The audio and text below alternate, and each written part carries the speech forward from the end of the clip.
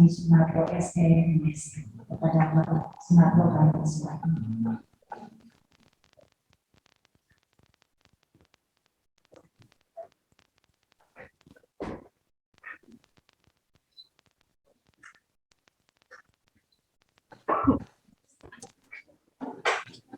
Bapak Ibu dan saudara-saudari yang berbahagia, untuk mengawali acara ini, marilah kita bersama-sama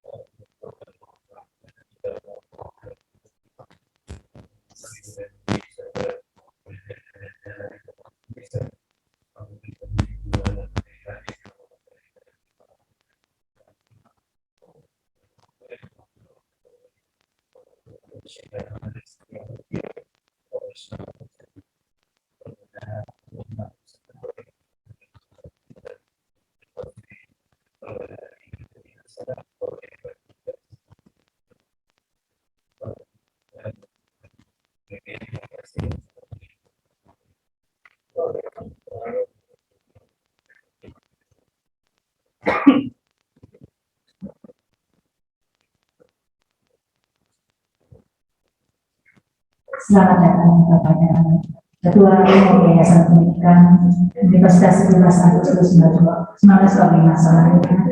Ibu Haja Dorina Faruk MSI.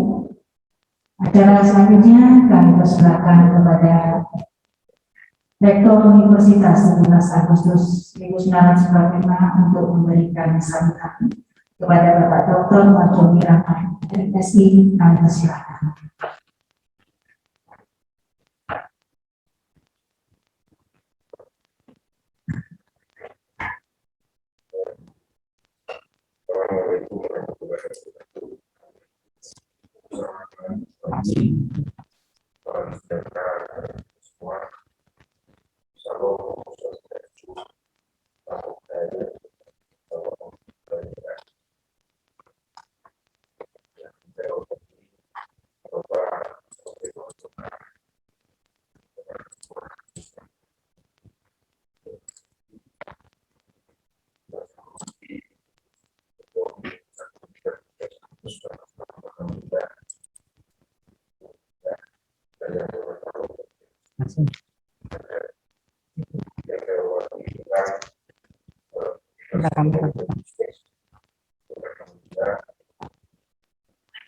Sosial dari Bapak Masih Profesor mesti kamera. Soekarno.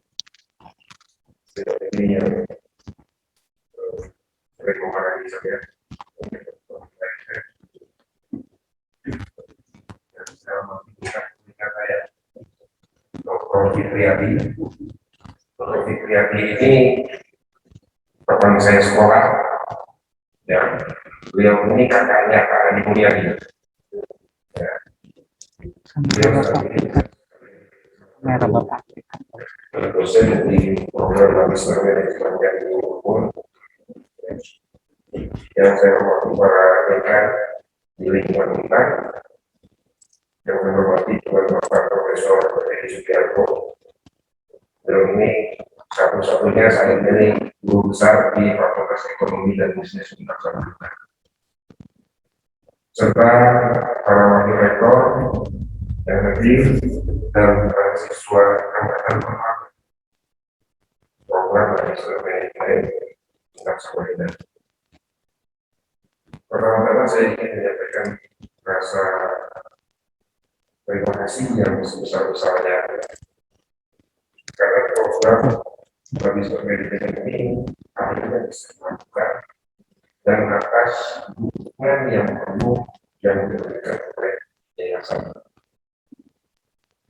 Kemudian yang kedua, program magister manajemen ini akhirnya bisa dilakukan karena yang saya terus-menerus ditunjuk oleh Prof. Karno supaya berjuang untuk membuat program magister Suaranya matikan.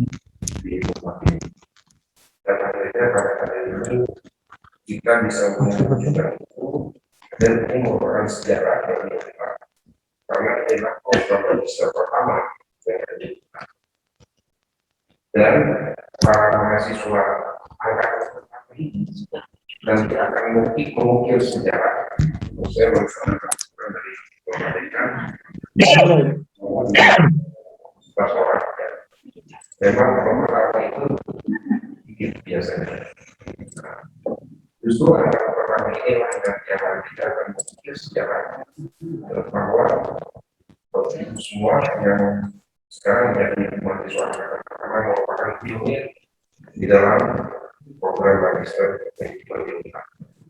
Semoga nanti Pak Dekan bisa mengukir nama-nama angkatan pertama ini di dalam sebuah prasasti, ya, karena Profika ini menjadi pionir untuk program magister manajemen. Saya berharap semuanya lulus barang mengertinya, kelas-kelasnya barang semua lulus. Nanti di depan situ saya minta Pak Dekan bikin prasasti tulis paham ya nama-nama. Tapi ini sejarah dari angkatan pertama ini, angkatan berikutnya kita akan memperoleh mahasiswa yang lebih banyak lagi. Rencananya kita mulai bulan Desember akan kembali menerima angkatan berikutnya. Nah, pada hari ini alhamdulillah Bapak Wakil Wali Kota berkenan hadir untuk memberikan kuliah perdana. Jadi kita minta Pak Wali datang ke sini bukan hanya sekedar beliau wali, tapi kebetulan beliau juga adalah dosen kita. Beliau ini sekarang ini sejak resmi sejak tahun yang lalu, mungkin 2 tahun yang lalu ya, sejak 2017 beliau ini resmi statusnya pindah dari umum ke Itu bayangin, dia untuk mengumpul dulu, pindahnya kontak. Dan saat ini beliau komunisnya adalah di Fakultas Bisnis dan Pemerintah. Terima kasih kepada Pak Wali yang kali ini sudah menyempatkan waktunya untuk hadir dan memberikan kuliah perdana.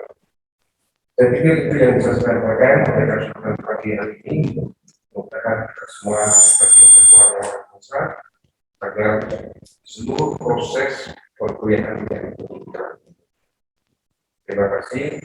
Assalamualaikum warahmatullahi wabarakatuh. Kami mohon persediaan Pak Rektor untuk membuka program studi magister manajemen.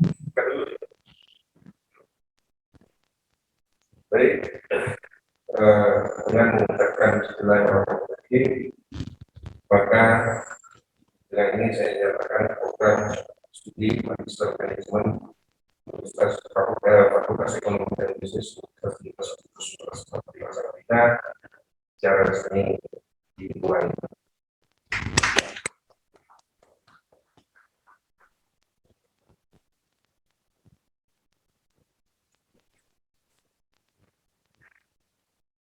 Selanjutnya kami persilakan kepada Ketua Umum Yayasan Pendidikan 17 Agustus 1945 Samarinda, Ibu Hajah Dayang Donava PNSI untuk memberikan sambutan. Kepada Ibu kami silakan.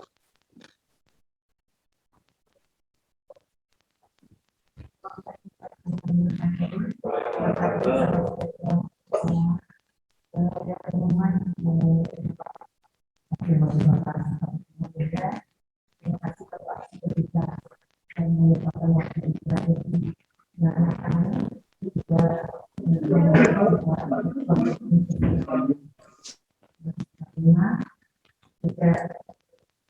ketemu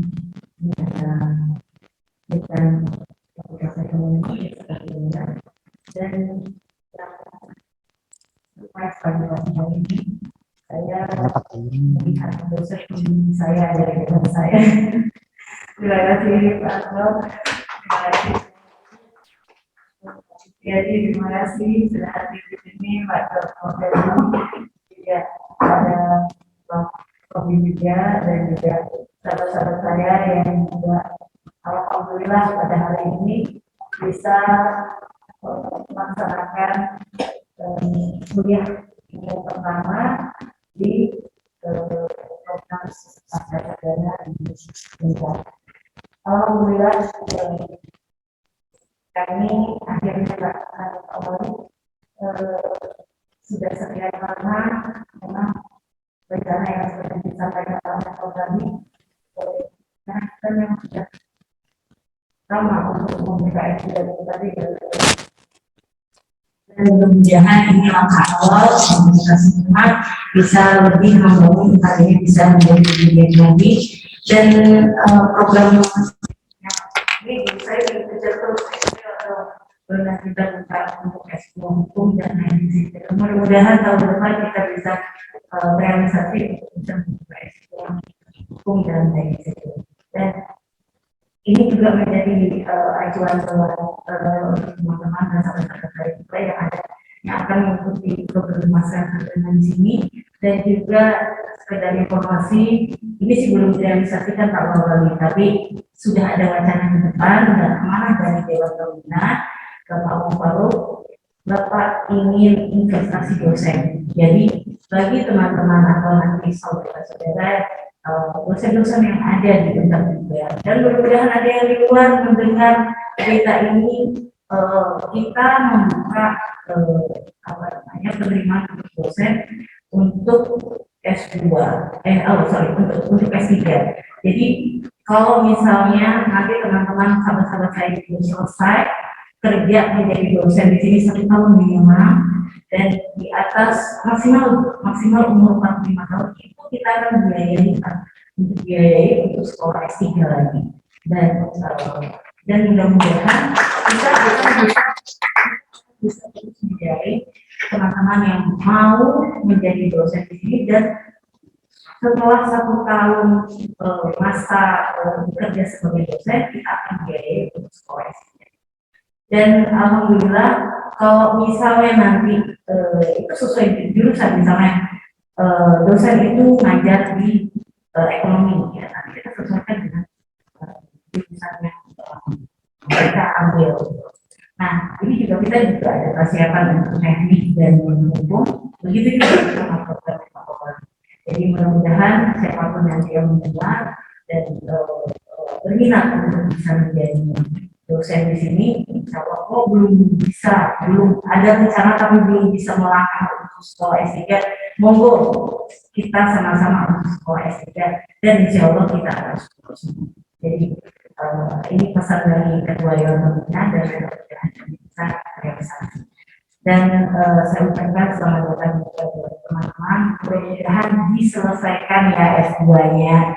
karena di sini juga ada teman-teman saya yang pernah ikut MM gitu dulu, tapi nggak selesai. Jadi kebetulan, jadi saya harap di sini teman-teman teman-teman saya juga bisa menyelesaikannya, jangan sampai terhambat lagi. Karena kalau saya sudah menjadi ketua yayasan, teman-teman saya yang nggak selesai ya, nggak tahu lagi saya ngomong.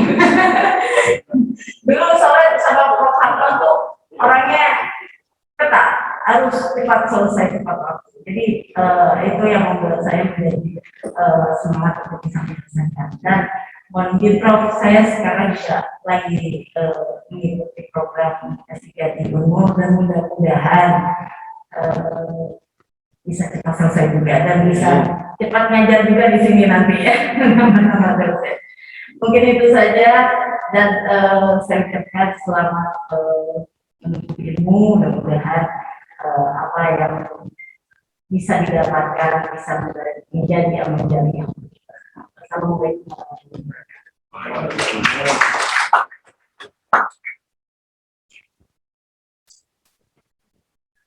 Acara selanjutnya kuliah umum dengan tema tantangan manajemen di era pandemi COVID-19 yang akan disampaikan oleh Bapak Dr. Haji Rusmadi. Kepada Bapak kami persilakan. Profil Dr. Haji Rusmadi lahir di Samarinda 30 Oktober 1962. Riwayat pendidikan Insinyur pada bidang ekonomi pertanian Fakultas Pertanian Universitas Mulawarman, Magister Sains bidang ekonomi pertanian Program KPK Universitas Brawijaya Universitas Gadjah Mada, Doctor of Philosophy bidang Production Economy and Farm Management University of the Philippines Los Banos. Riwayat pekerjaan pernah menjabat sebagai Dekan Fakultas Pertanian tahun 2008 hingga 2009, pernah menjabat sebagai Kepala Bapeda Provinsi Kalimantan Timur tahun 2009 sampai dengan 2016, pernah menjabat Sekretaris Daerah Provinsi Kalimantan Timur PLT Sekretaris Daerah tahun 2013 hingga 2015, kemudian menjabat Sekretaris Daerah Provinsi Kalimantan Timur tahun 2016 hingga 2018. Sekarang beliau menjabat sebagai Wakil Wali Kota Samarinda, Pemerintah Kota Samarinda pada tahun 2001 sampai dengan 2026. Kepada Bapak kami persilakan. Dengan jabatannya bukan Wakil Wali Kota, yang jelas adalah pengajar Fakultas Ekonomi dan Bisnis.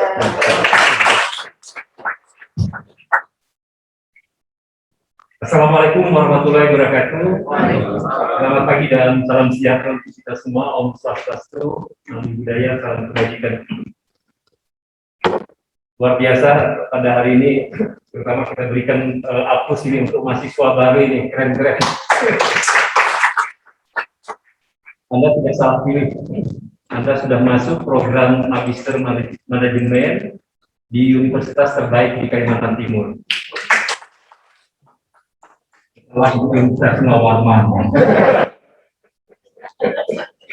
Nanti Pak Prof. Harno marah ini karena saya alumni Universitas Mulawarman.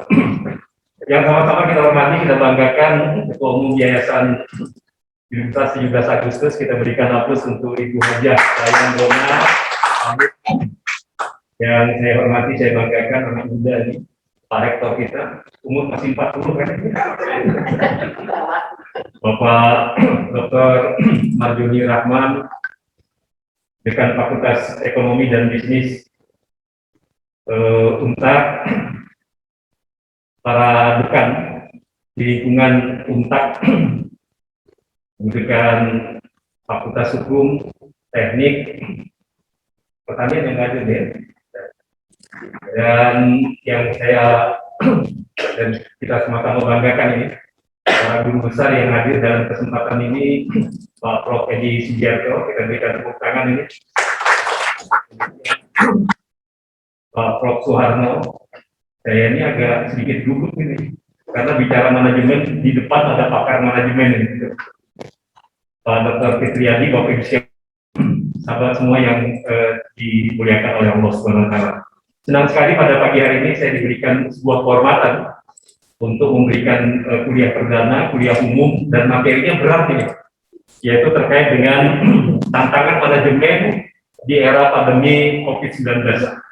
Tetapi dalam rangka untuk kemudian ini supaya lebih nampak dasar, saya mengambil judul kuliah perdana ini yaitu pandemi COVID-19 menguji ketangguhan manajemen global. Bapak sekalian yang berbahagia, ini kalau kuliah umum kan bisa berdiri nggak ya? Bisa sambil jalan nggak apa-apa? Ini bisa dibantu. Bapak sekalian yang berbahagia, paling tidak ada 3 materi yang nanti kita diskusikan. Di awal tentu kita perlu mengetahui sejauh apa perkembangan pandemi COVID-19 ini secara global. Mengapa ini penting saya sampaikan? Karena topiknya ini adalah soal pandemi, tetapi banyak cerita sebenarnya terkait dengan manajemen, terkait dengan tantangan persoalan yang dihadapi oleh berbagai negara, baik dalam konteks ekonomi secara umum maupun dalam konteks manajemen. Dan kemudian yang kedua, kita nanti bicara soal dampak dari COVID-19 terhadap perekonomian global, dan yang terakhir tentu apa sebenarnya persoalan dan tantangan dari manajemen, kemudian apa yang harus kita lakukan ke depan.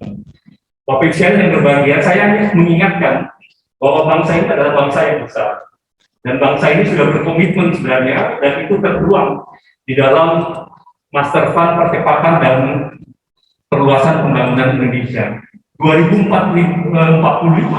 tepat 1 abad Indonesia, kita mencita-citakan bangsa ini itu pada posisi 8 besar dunia.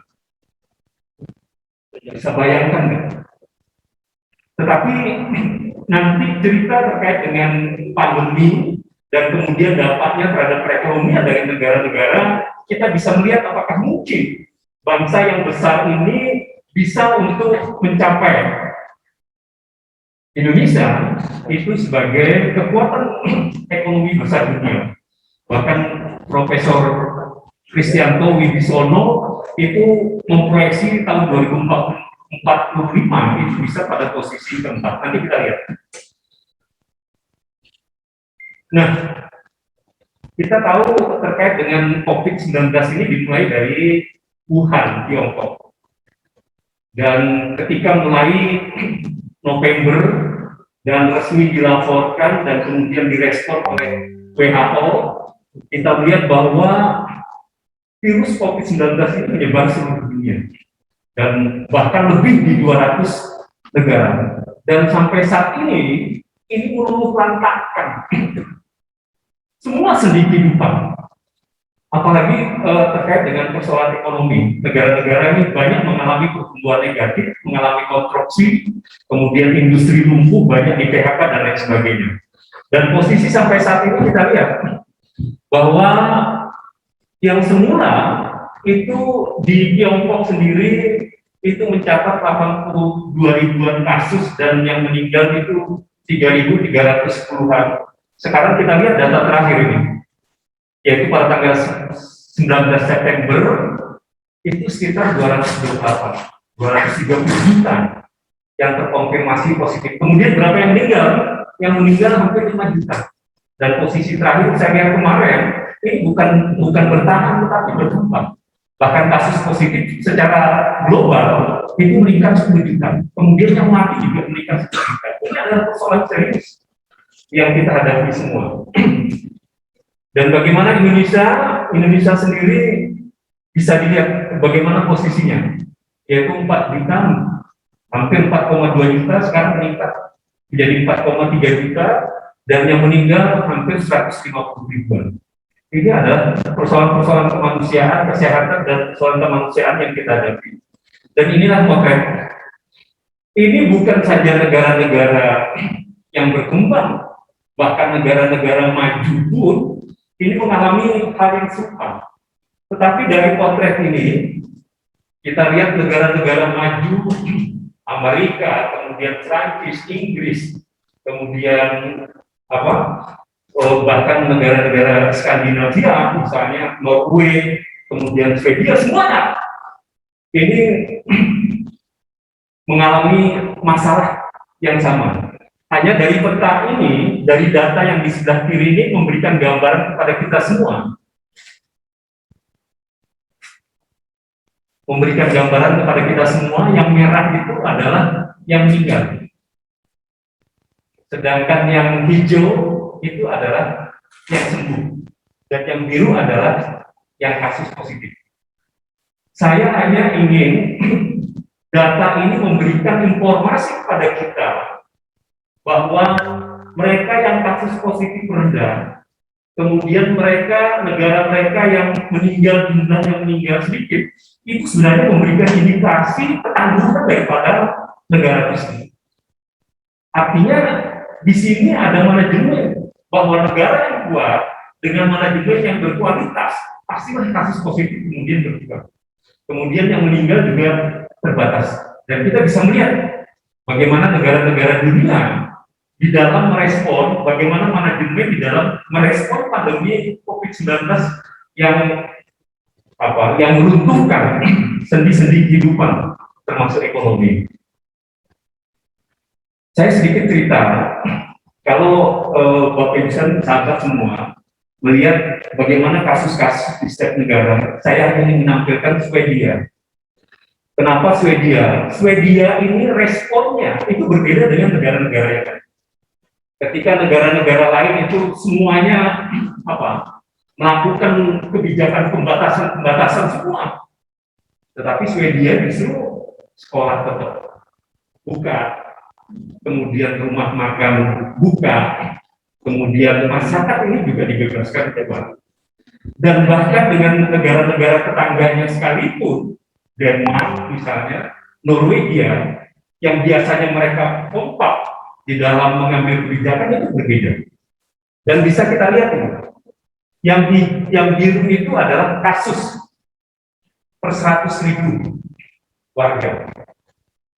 Kita lihat di antara 3 negara di Skandinavia itu, Swedia pada posisi terendah kasus positifnya. Walaupun kita akui, ya, ini dari jumlah yang meninggal itu masih tinggi. Tetapi di sini saya hanya ingin memberikan informasi bahwa setiap negara itu pasti akan mengambil kebijakan yang berbeda. Manajemen pasti bertindak sesuai dengan persoalan, kemudian potensi sumber daya yang mereka bisa gerakkan di dalam mengatasi setiap persoalan. Dan kita lihat negara-negara Skandinavia, Swedia itu adalah negara-negara yang sudah 100% lah literasi daripada warganya. Dan yang kita lihat bahwa negara-negara maju seperti ini adalah negara-negara yang disiplin. Ini informasi penting pertama, artinya setiap negara itu pasti berbeda. Kenapa berbeda dalam respon? Karena mereka mempunyai kekuatan yang berbeda, memiliki sumber daya yang berbeda. Kemudian dalam praktek-praktek manajemen, walaupun ilmu manajemen saya nggak tahu, pastilah bagaimana mereka kemudian mulai dengan merencanakan terhadap keseriusan dari dampak pandemi COVID-19 ini, sampai kemudian bagaimana melaksanakan dan memastikan semua aksi yang direncanakan itu kemudian bisa efektif menahan kasus positif, kemudian membuat orang ini tidak ada yang meninggal. Nah, yang menarik adalah Indonesia. Nanti Bapak Ibu sekalian, terutama mahasiswa, mulai kita fokus untuk melihat bagaimana gelombang pandemi COVID-19 ini, ya, kasus-kasus positifnya itu dengan ekonominya. Apakah kasus positif yang rendah di sebuah negara itu berkorelasi tidak dengan kemajuan ekonomi, dengan pertumbuhan ekonomi yang dimiliki oleh sebuah negara. Nah, kita bisa melihat sebenarnya Indonesia, kita dunia ini masuk pada gelombang pertama. Setelah posisi Oktober November, ya, terjadi peningkatan, dan kemudian Februari Maret yang kemudian ini meningkat pesat, ya, ini pada posisi di sebelah kiri itu, lihat memuncak Dan sebenarnya para ahli epidemiologi termasuk ahli forecast itu kalau sudah puncak pasti turun, begitu ya Pak Prof ya. Dan kita juga yakin ini pasti kemudian pandemi COVID-19 ini akan turun. Karena tidak ada ceritanya setelah puncak kemudian naik lagi ke puncak. Ke puncak pasti itu turun, betul nggak? Tetapi apa yang terjadi? Kemudian mulai bulan Mei, kemudian berangkat Juni, kemudian Juli dan Agustus ini mengalami peningkatan yang pesat, termasuk Indonesia. Ternyata ini virus menyesuaikan dengan kondisi negara, kemudian berubah bentuk menjadi varian-varian baru. Dan kita yakini bahwa sebenarnya COVID-19 varian Wuhan ini sudah selesai. Tetapi goncangan yang terjadi ini adalah karena varian Delta. Nah, ujungnya kita pasti nggak menginginkan ada varian-varian baru depan. Tetapi ini memberikan pelajaran, artinya selesai sebuah kasus, kita jangan lengah. Manajemen dituntut untuk kemudian melakukan antisipasi kemungkinan bahkan pada skala yang lebih besar. Dan ini lihatlah kasus Samarinda.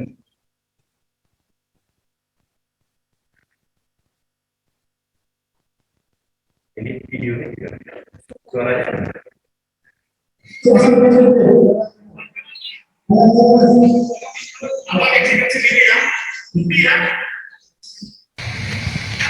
Wartawan mana wartawan?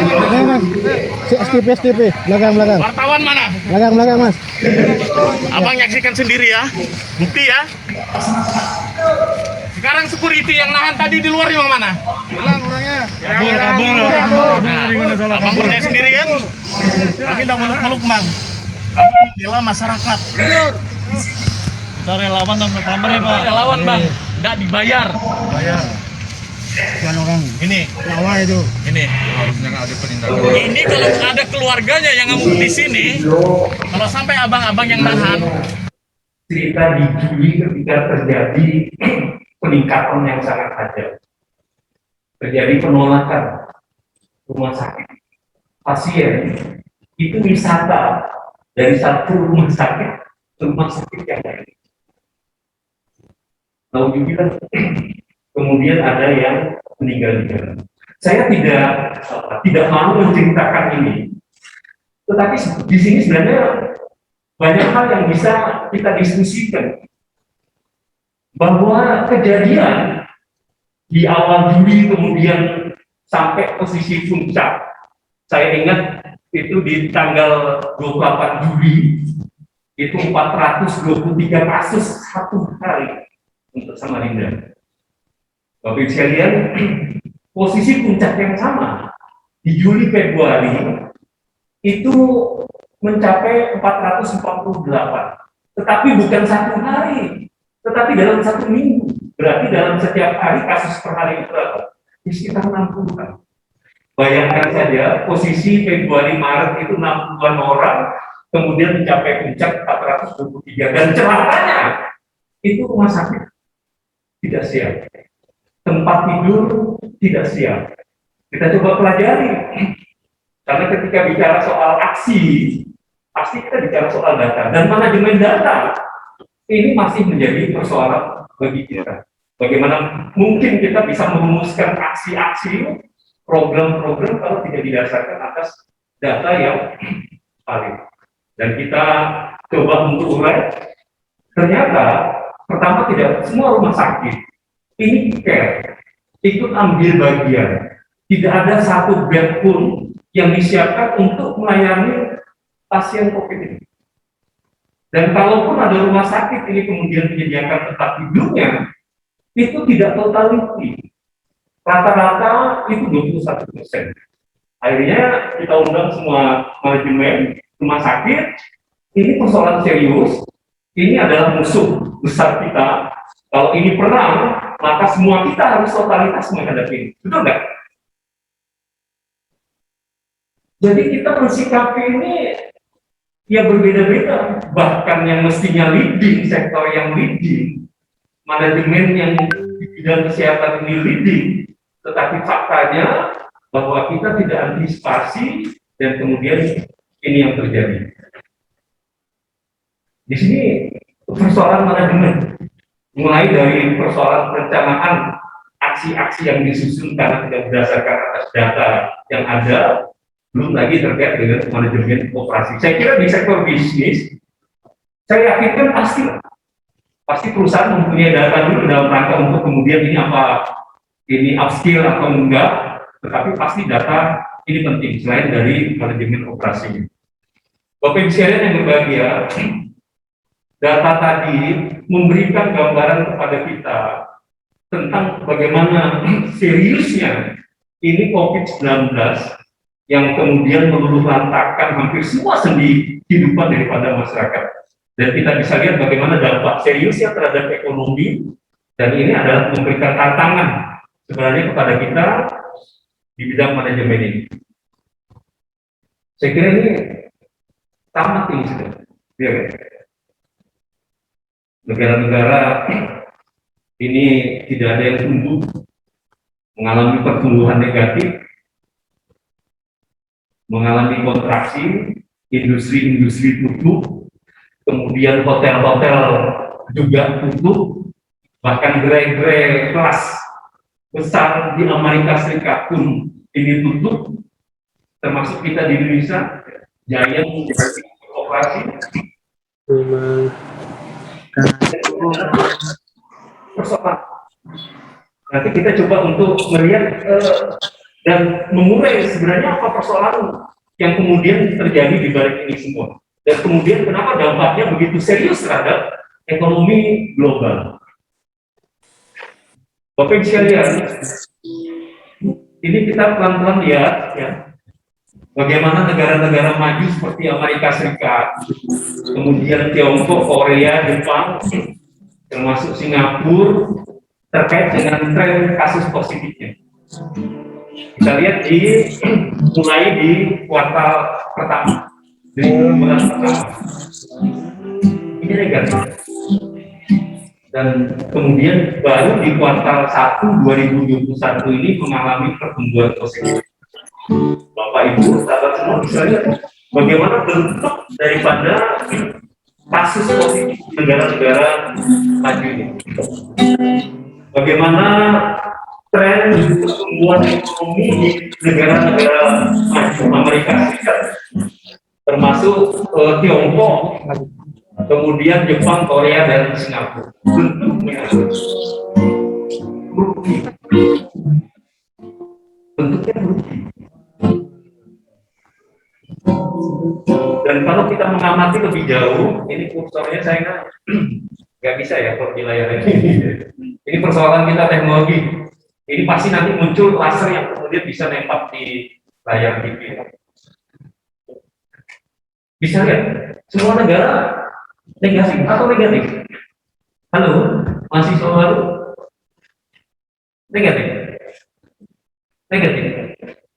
Ada yang diperhatikan positif nggak?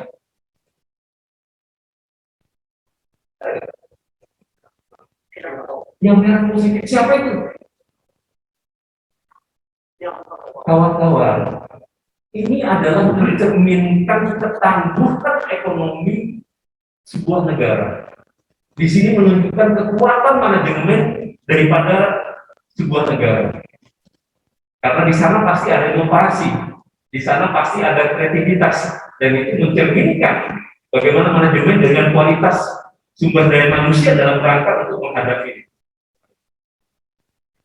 Lihat ini, Tiongkok positif, kemudian Amerika Serikat dan Singapura tumbuh tapi kecil. Jadi Bapak sekalian, terutama mahasiswa baru, coba untuk melihat ya, bahwa setiap negara itu berbeda pertumbuhan ekonominya. Dan kita nanti bisa pastikan bahwa pertumbuhan ekonomi, kinerja ekonomi suatu negara ini sangat tergantung daripada dinamika pandemi COVID di negara tersebut.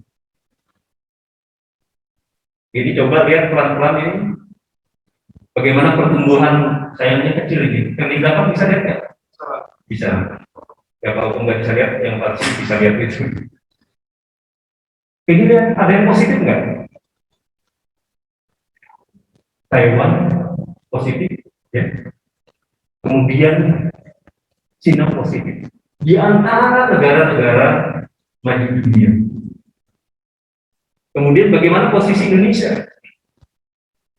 Indonesia juga negatif, tetapi kita bersyukur.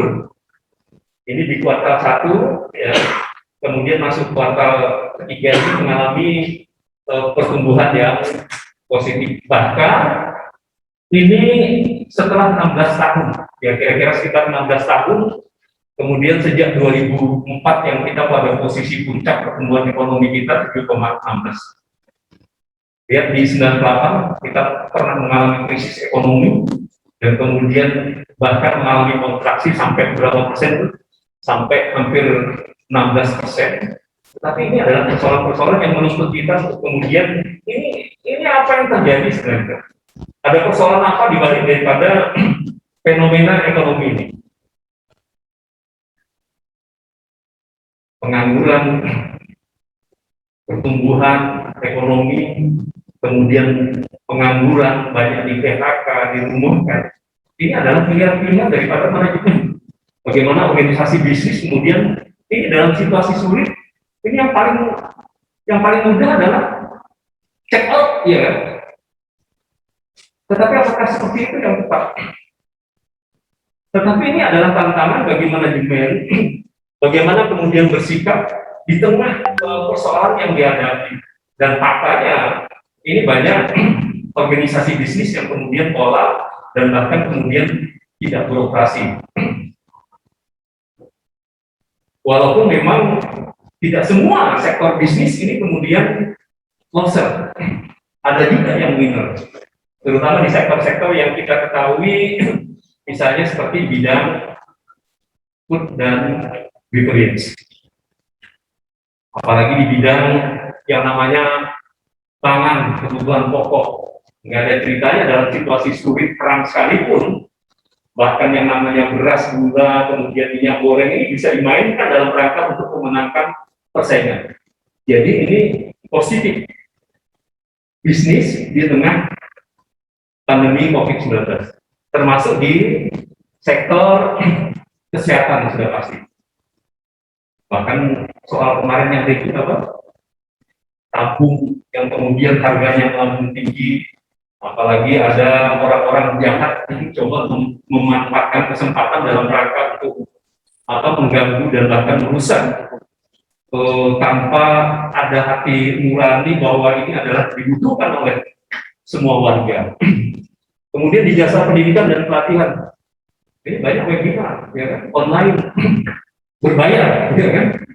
Di semua sektor, apakah di bisnis, kemudian di bidang pendidikan, kesehatan, webinar ada yang bayar. Dan kemudian di sektor bisnis digital ini ada kebutuhan, karena ini kita diharuskan untuk kemudian menghindari kerumunan, untuk tidak tatap muka. Ini pasti IT sangat dibutuhkan. Dan ini 5 sektor ini yang kita lihat, ini adalah merupakan 5 sektor yang justru the winner dari semua sektor bisnis di era pandemi COVID-19 ini. Dan kalau kita lihat gridnya, yang sangat membahayakan dan memprihatinkan kita, justru pandemi COVID-19 ini banyak menghantam pelaku-pelaku usaha kecil dan mikro. Bayangkan saja. Jadi kalau kemudian pengangguran terjadi, kalau kemudian terjadi kemiskinan, itu adalah dampak serius bagi sebuah bangsa dan negara yang memang harus melakukan upaya dalam rangka untuk kemudian bagaimana ekonomi ini bergerak. Dan kalau dihadapkan dengan pilihan, Bapak Ibu sekalian, antara ekonomi, antara kesehatan dan ekonomi, ini sebenarnya tidak ada pilihan. Dua-duanya harus jalan. Paling tidak saya lebih condong itu seperti kebijakan yang dilakukan oleh Swedia. Adaptasi, menyesuaikan dengan perkembangan. Kalau di awal itu membebaskan sekolah buka, kemudian rumah makan buka, itu ya mungkin pada saat itu belum. Tetapi kemudian secara bertahap kemudian mulai melakukan pembatasan. Di sana sebenarnya tantangan manajemen dan apa yang harus dilakukan oleh manajemen. Karena kalau sudah ini dua hal yang dipisahkan antara kesehatan, keselamatan dengan ekonomi, saya meyakini bahwa kesehatan itu pasti didukung dengan ekonomi yang kuat, didukung dengan penghasilan yang cukup. Kalau misalnya ini penghasilan tidak cukup, pasti juga membuat daya tahan tubuh, kemudian imun tubuh ini menjadi lemah, akhirnya kemudian banyak kasus positif yang terjadi. Jadi persoalan kita di manajemen ini persoalannya serius karena memberikan dampak bukan menengah ke atas, tetapi yang memperoleh dampak ini adalah masyarakat kecil. Nah, Bapak Ibu sekalian, di bagian yang terakhir ini kita bicara soal tantangan. Saya kira saya nggak berani nih karena ada pakar di bidang manajemen, tetapi paling tidak saya percaya diri sedikit. Paling tidak saya cerita. Dari cerita-cerita ini sebenarnya banyak persoalan yang dihadapi oleh manajemen dalam merespon, dalam menyelesaikan persoalan serius yang dihadapi oleh bangsa-bangsa di dunia. Nah, sebelum kita bicara tantangan dan kemudian apa yang dilakukan, saya coba mengantarkan dengan pendekatan ilmu ekonomi. Pak Prof. Edi Sugiarto, mohon maaf ini karena lama nggak buka-buka buku ini. Terkait dengan pendekatan agregat supply dan agregat demand di dalam kita mencoba menemukan sebenarnya apa persoalan kemudian kita tahu-tahu menghantam ekonomi, menghantam negara, ekonomi kemudian tidak tumbuh, kemudian menyebabkan pengangguran dan kemudian pada akhirnya kemiskinan. Nah, ekonomi itu keren. Ada pendekatan grafis, ada analisa kalau diceritakan ini pasti nggak selesai. Dan makanya Pak Prof, teman-teman, kenapa walaupun kemudian ayahanda tercinta Bapak Awang Faruk pada saat saya diminta ke Bapeda, saya tetap mengajar Pak, walaupun hanya satu mata kuliah, karena yang namanya ilmu itu nggak bisa. Jadi kalau salah-salah sedikit, mohon dimaafkan, ya. Yang mestinya jelaskan Pak Prof ini. Oke, teman-teman begini, agregat supply dan demand ini tidak berbeda dengan pasar secara umum. Artinya kalau teman-teman misalnya ketika musim pacak klik, kemudian barang itu terbatas dan terjadi kenaikan, sebenarnya tidak berbeda. Tetapi soal misalnya itu beras, soal itu lombok, itu adalah pasar barang. Itu pasar barang. Nah, kalau kita sudah bicara agregat supply, agregat demand, ini dalam konteks ekonomi makro secara keseluruhan. Dan mohon maaf ini karena ini kuliah perdana, tapi banyak background mudah-mudahan di bidang ekonomi. Ya. Lalu yang ekonomi berapa orang? 1, 2, oke, paling nggak nyambung sedikit, masih ingat ya. Jadi kalau bicara agregat demand, ini bicara soal pasar barang, ya tadi lombok, kemudian beras, otomotif, kemudian yang kedua cerita terkait dengan pasar uang, berkaitan dengan ini berapa kita harus investasi, berapa kita dalam kaitannya dengan hubungannya dengan suku bunga. Pasar barang dan pasar uang inilah yang kemudian berintegrasi, kemudian melahirkan agregat demand.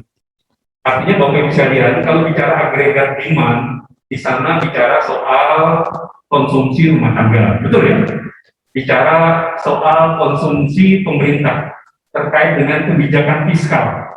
Ini dalam situasi sulit ini bangun jalan, atau misalnya kita lebih banyak alokasikan untuk sektor kesehatan, membangun rumah sakit, kemudian memperbanyak misalnya perawat tenaga kesehatan.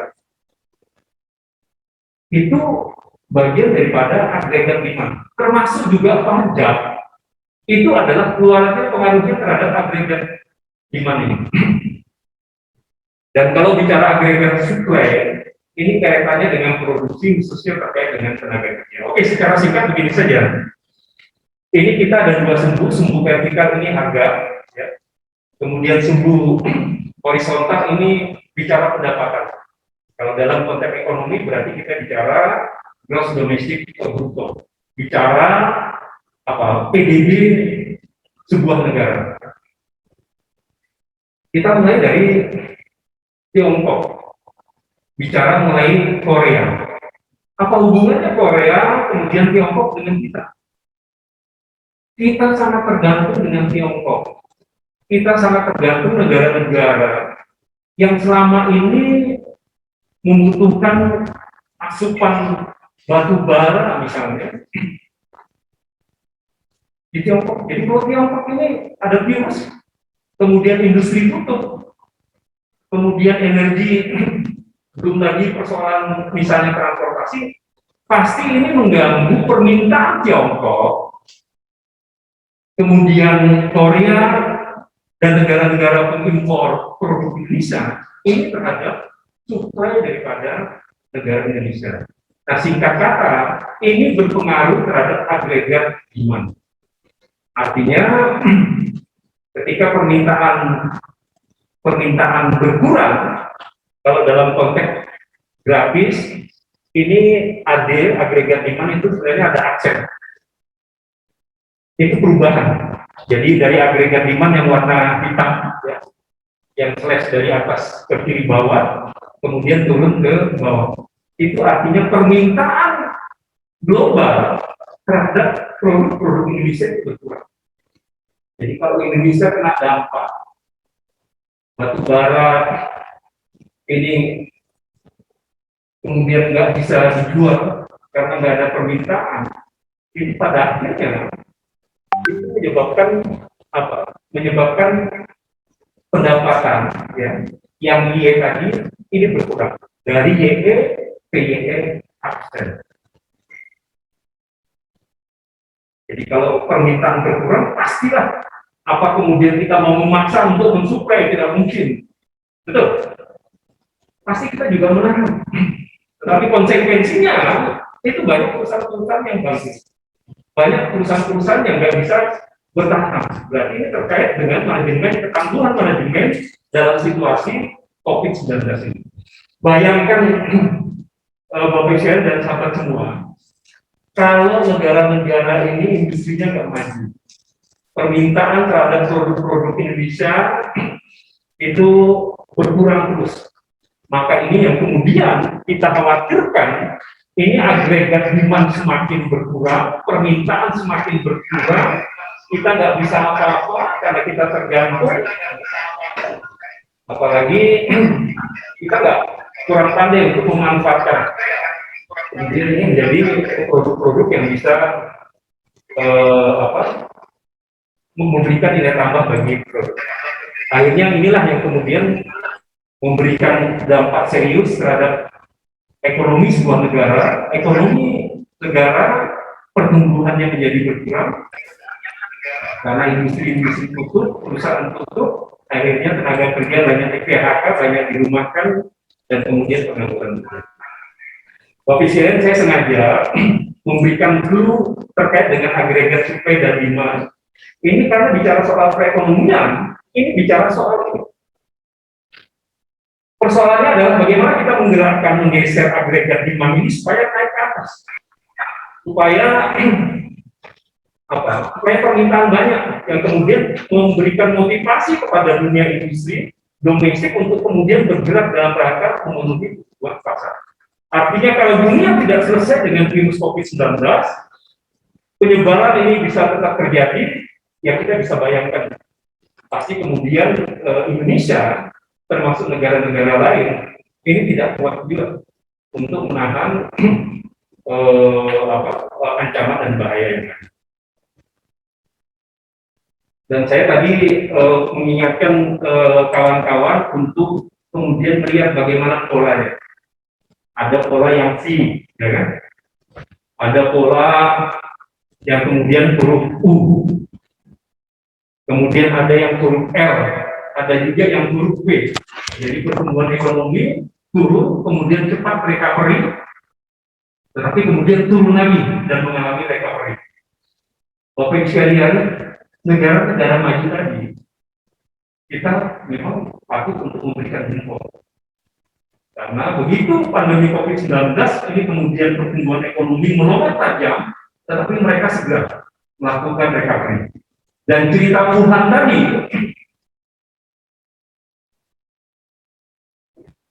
November, Desember diumumkan Wuhan, betul ya? Kita Indonesia baru ramai itu sekitar Februari, ya? Sekitar Maret gitu ya.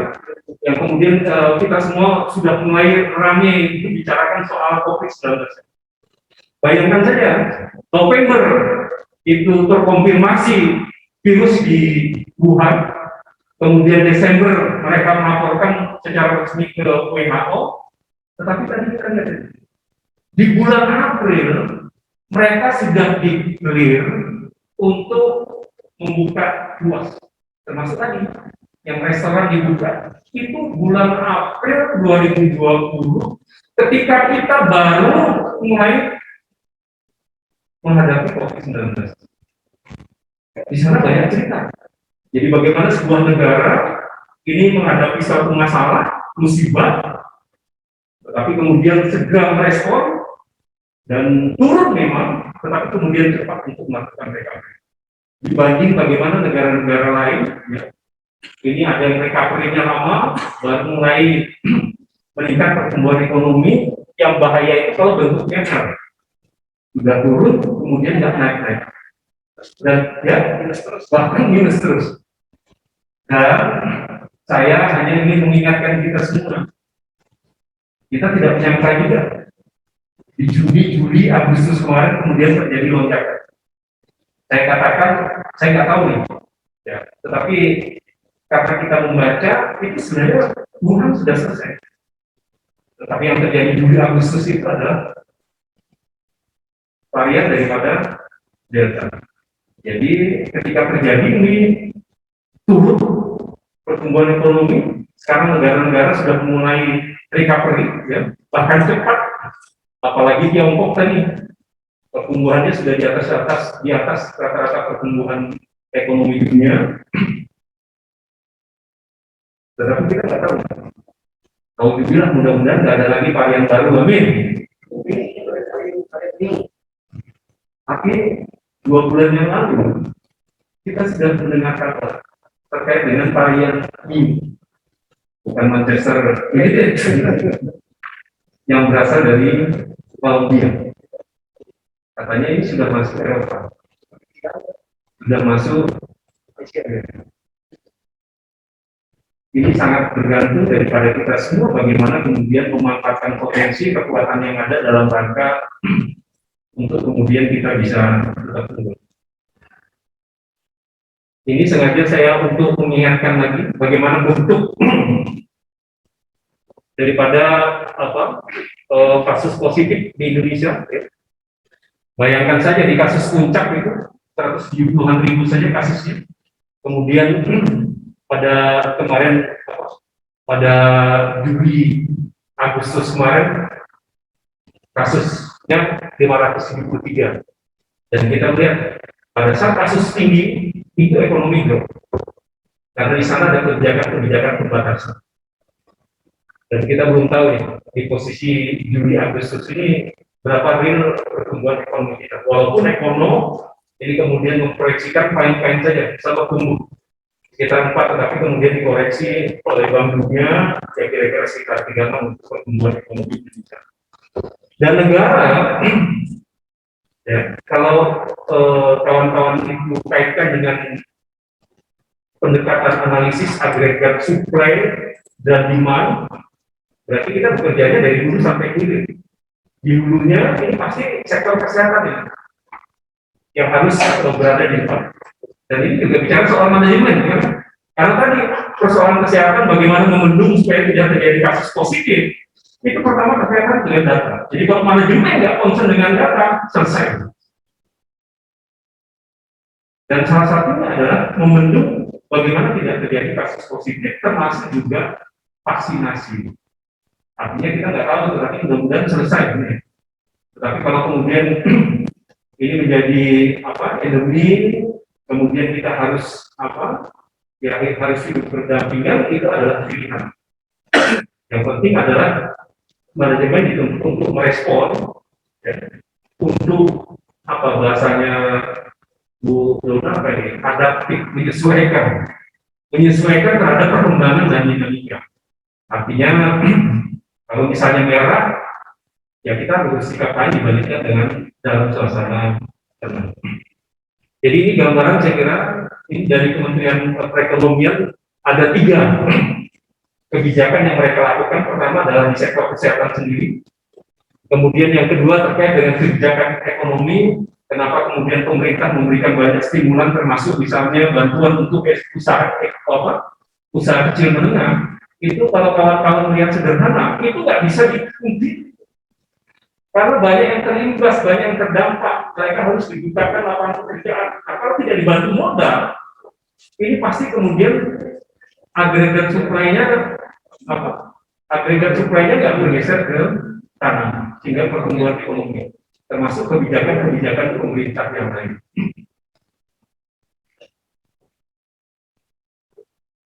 Vaksin kita masih posisi berapa? 30% Indonesia. Samarinda posisinya sekarang merangkak ke 40%.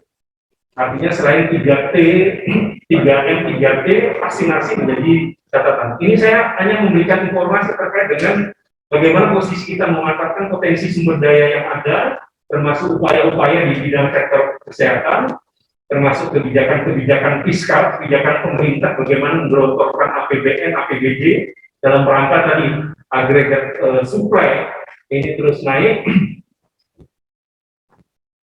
dan nanti bahannya ini bisa diberi, karena kalau melihat sepintas memang kemudian kita tidak mengenali apalagi ingin mengurai. Tetapi kita lihat ya, bagaimana negara-negara ini mengalokasikan APBN-nya, mengalokasikan belanja negaranya.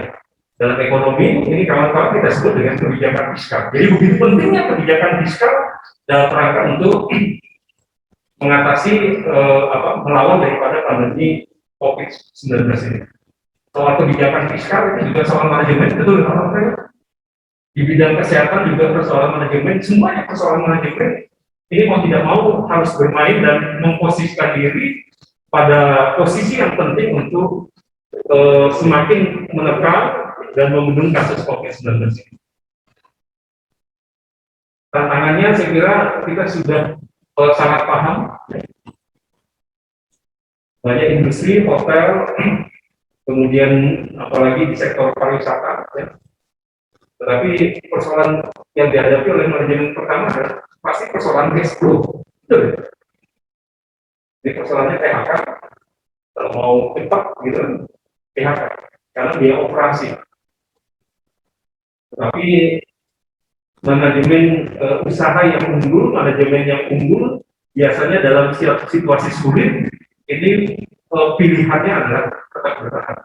Walaupun paniknya ada yang merumahkan dengan separuh gaji. Itu adalah kebijakan-kebijakan yang mau tidak mau harus dilakukan oleh manajemen dalam rangka untuk kita keluar dari persoalan pandemi COVID-19 dan bisa tetap bertahan dalam jangka yang lama secara berkelanjutan.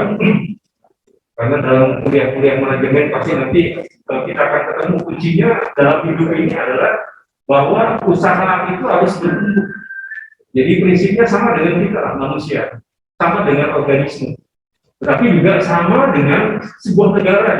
Jangan lupa pada awal-awal cerita kita mengikuti ini, jangan-jangan ini perang. Bagaimana negara ini bisa eksis untuk kemudian memetakan satu negara dengan negara-negara yang lain. Bagaimana negara-negara yang punya senjata-senjata modern kemudian dengan barang biologi ini kemudian juga bisa nggak bisa ngapa-ngapain. Tetapi saya harus siapkan. Bukan soal tadi apakah ini benar perang non fisik. Kalau dulu setiap negara itu dalam rangka untuk positioning, dalam rangka untuk memenangkan persaingan itu dengan fisik, ya, dengan orang fisik. Tapi ini sudah tidak pada waktunya. Nah, terlepas dari itu semua, setiap negara itu punya kekuatan yang berbeda. Setiap negara punya potensi beras satu dengan yang lainnya berbeda. Punya potensi energi satu dengan yang lain itu berbeda. Dan setiap negara itu sama dengan kita. Organisme hidup ingin tetap hidup, tetap sehat. Bagaimana sebuah negara itu bisa bertahan? Industrinya ini bisa tumbuh, perlu energi, maka mau tidak mau dia melakukan ekspansi. Kalau dulu dengan cara perang, tetapi ini dengan cara teknik-teknik mampu isi. Tetapi saya yakini bahwa tidak ada negara satupun di dunia ini yang tidak berstrategi di dalam untuk tetap tumbuh. Oleh karena itu, saya hanya ingin mengatakan, ini kita bangsa yang besar, apa yang tidak dimiliki oleh bangsa ini, bahkan soal urusan air, itu banyak negara-negara yang masih menghadapi masalah. Untuk air saja, Singapura, belum lagi bangsa-bangsa di Timur Tengah. Belum lagi soal pangan apa yang tidak dimiliki oleh bangsa ini. Bangsa ini sangat besar. Tapi kadang-kadang kita nggak yakin, nggak percaya diri bahwa setiap negara itu pasti mau tumbuh, pasti mau kuat. Mereka pasti ingin menghidupi negaranya, kebutuhan pangannya, kebutuhan air, kebutuhan energi. Jadi dengan kata lain, waspadalah, waspadalah. Kita diberikan anugerah yang luar biasa, apalagi anak muda. Ini mahasiswa baru keren-keren, ya, umurnya belum sampai 20 tahun kan? Tepuk tangan untuk mahasiswa baru.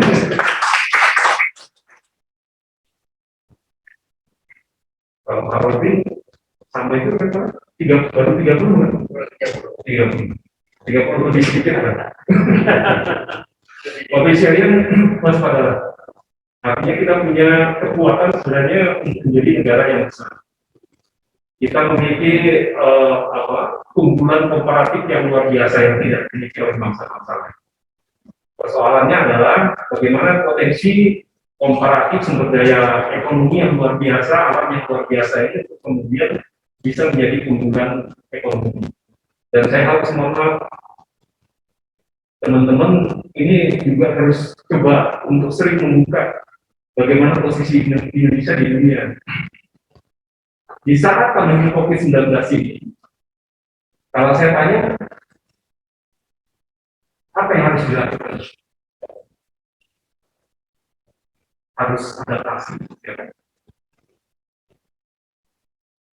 Membaca perkembangan yang terjadi dengan angka-angka yang pasti tadi, dan kemudian lahir kemudian kreativitas, inovasi, dan kita harus juga prihatin bahwa indeks inovasi bangsa ini masih pada posisi yang kurang memuaskan. Bahkan indeks competitiveness Indonesia dunia itu turun naik, ya tidak berkisar 50 dari sekitar 130 sampai 150. Apalagi di bidang inovasi yang kemudian menjadi tuntutan ketika kita menghadapi masalah-masalah besar seperti ini. Tantangan, ancaman semakin hari bukan semakin ringan, tetapi semakin berat. Oleh karena itu, di penghujung kuliah umum ini, paling tidak ada 3 hal penting, ya. Tapi sebelum penutup, dalam situasi seperti ini, Di dalam teori ekonomi dan manajemen, saya kira ini kita sering menggunakan kata-kata resiko dan uncertainty. Resiko dan ketidakpastian. Kalau saya bertanya dengan kawan-kawan, pandemi COVID-19 ini apakah masuk resiko atau ketidakpastian? Resiko atau ketidakpastian? Ketidakpastian. Kalau misalnya banjir, itu resiko atau ketidakpastian? Risiko. Jadi sesuatu yang jelas, banjir, kemudian kebakaran, bagi Samarinda itu adalah risiko. Artinya kita bisa mengantisipasi. Ketidakpastian itu adalah sesuatu yang kita tidak duga. Bersyukur Kalimantan Timur tidak pernah gempa, suatu saat, kalau misalnya suatu daerah kemudian yang daerahnya tidak pernah terjadi gempa, tiba-tiba terjadi gempa, itu adalah ketidakpastian. Dan kalau saya bicara pandemi COVID-19, itu masuk kategori resiko. Dimulai dari varian lalu, kita terlena, karena nggak ada namanya teori sudah puncak itu kemudian naik lagi puncak, habis puncak pasti berkait. Ya kan? Tetapi faktanya bahkan lebih dasar lagi. Turun memang, tetapi kemudian lebih dasar lagi. Jadi ini masuk risiko. Kita negara, manajemen, ini harus mempersiapkan diri untuk membuat rancang bangun untuk menghadapi risiko yang lebih besar. Ya kuncinya tadi adaptasi, ini mohon maaf tadi. Saya pikir sudah ditayangkan dalam rangka untuk mengingatkan saja. Jadi November, Desember ya, 2019, Wuhan, Tiongkok, itu virus COVID-19 dalam hitungan bulan. Mereka melakukan kebijakan-kebijakan sampai lockdown, dan kemudian April, di posisi April, tanggal 17 April, pemerintah sudah mencabut larangan keluar rumah. Sudah asik bersantap di resto. Ini tepuk tangan untuk manajemen yang berhasil seperti ini.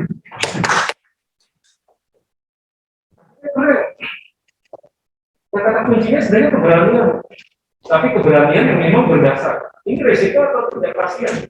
Apa yang harus kita lakukan dalam situasi yang sulit, tapi harus didukung dengan data-data.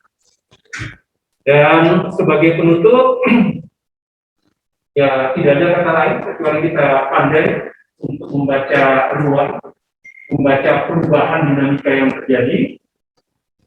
Nggak boleh takut berlebihan, tetapi juga tidak boleh sombong.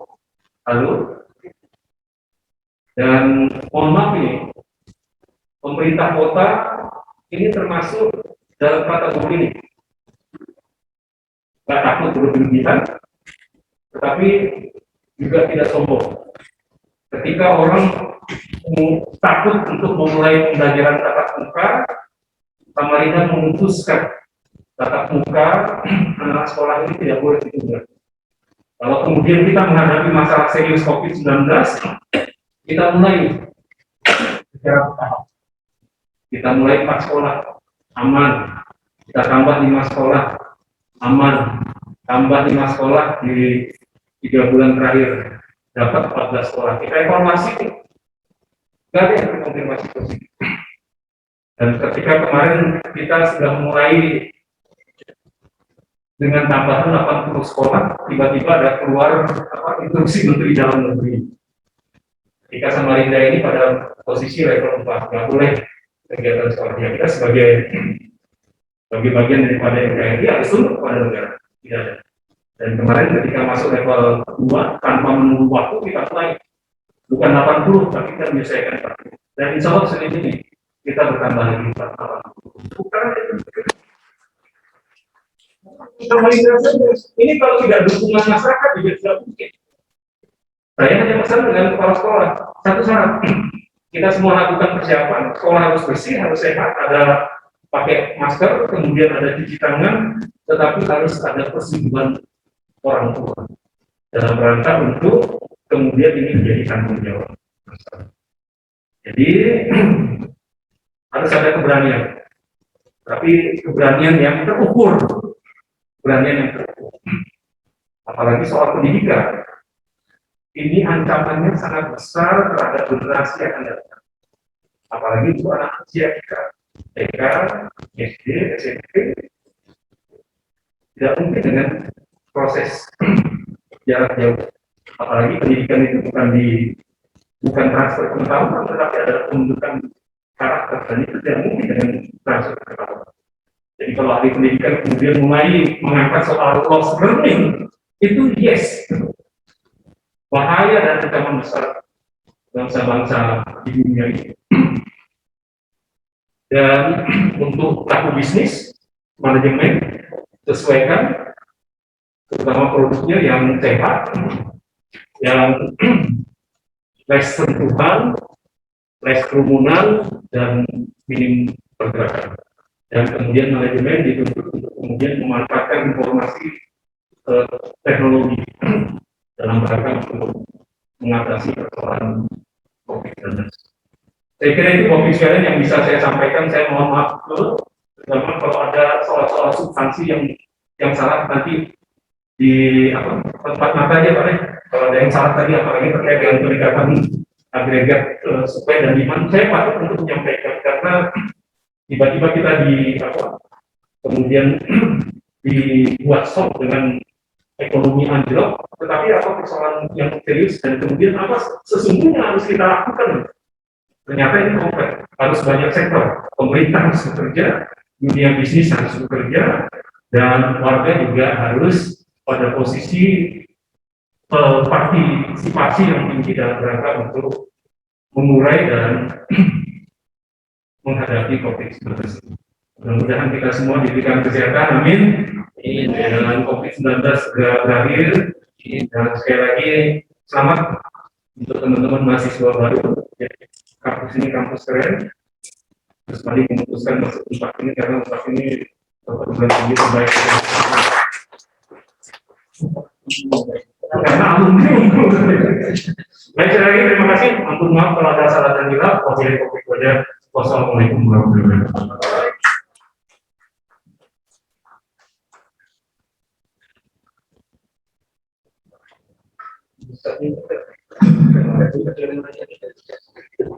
Demikian acara kuliah umum dan peresmian program Magister Manajemen Universitas 17 Agustus 1945 Samarinda.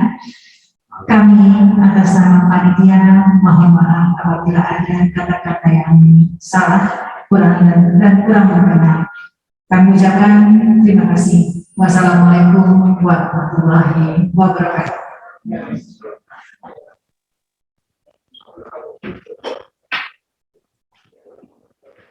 Kepada seluruh undangan, silakan untuk menuju ke ruang samping menikmati hidangan yang telah kami sediakan.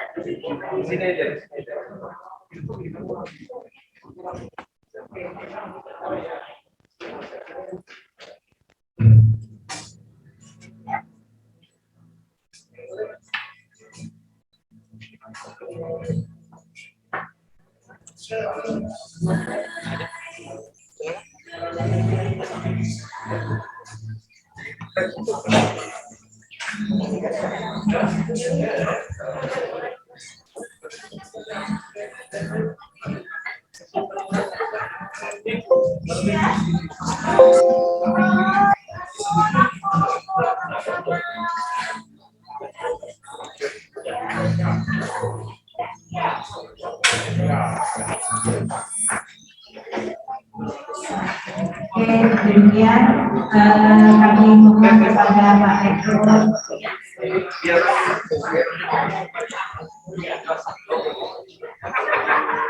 kami mohon kesediaan Pak Rektor Ketua Umum Yayasan Pendidikan Kemarin kan mau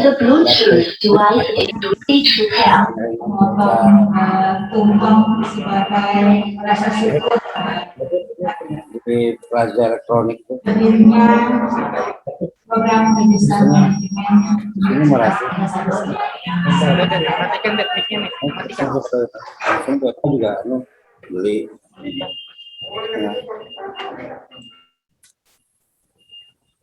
Makanya tahan. Makanya tahan baterainya. Oh enggak, mana tahan baterainya. Itu baterainya sudah Oh. off, Pak. Ini yang Lenovo itu Pak Lanjut. Enggak, share dulu kredit semua fakultas pada zaman Pak Robin. Ya kan? Ya kan yang Pak Robin dia. Sudah 2,5 juta.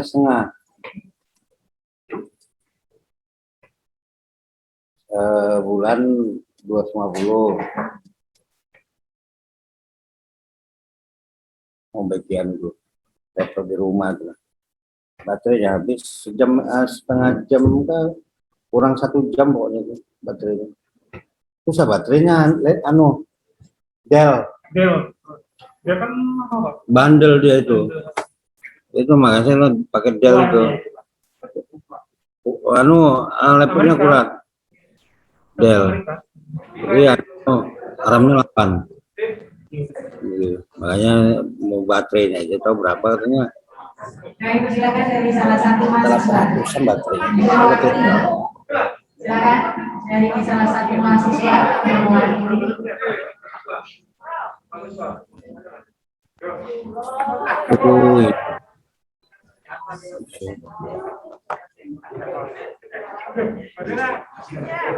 Satu lagi Bu Dona. Mahasiswa.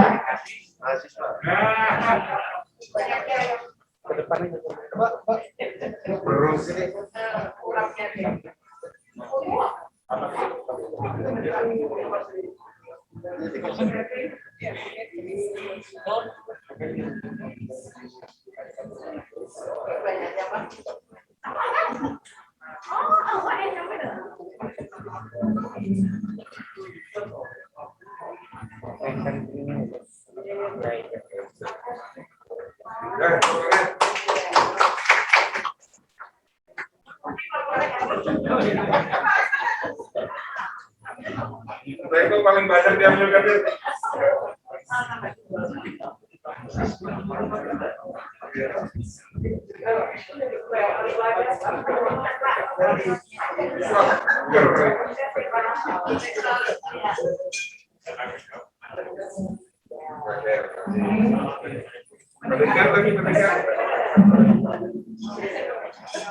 Satu lagi Bu Dona untuk Pak Dekan.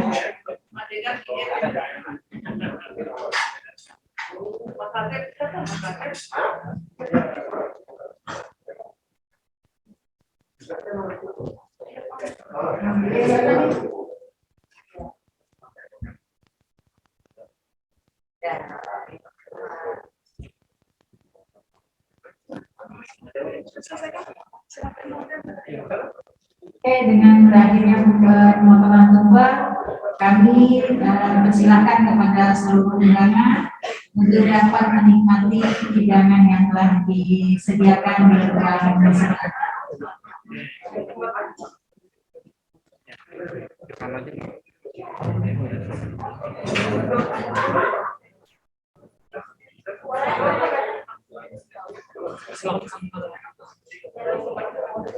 Sekali lagi, kami mohon kepada seluruh undangan untuk dapat menikmati hidangan yang ada di ruang sebelah.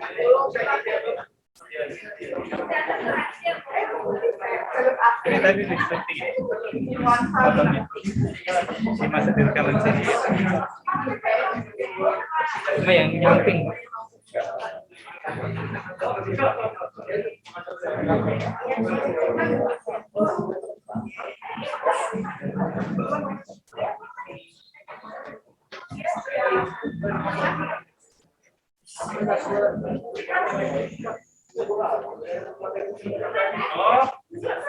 Ada materinya. Ya, ada materinya. Oh, ada. Ada dikirimkan sama Pak Senator. Iya, Pak. Ya, kalau udah. Iya. Ini sudah selesai kuliahnya, Bu. Ini sudah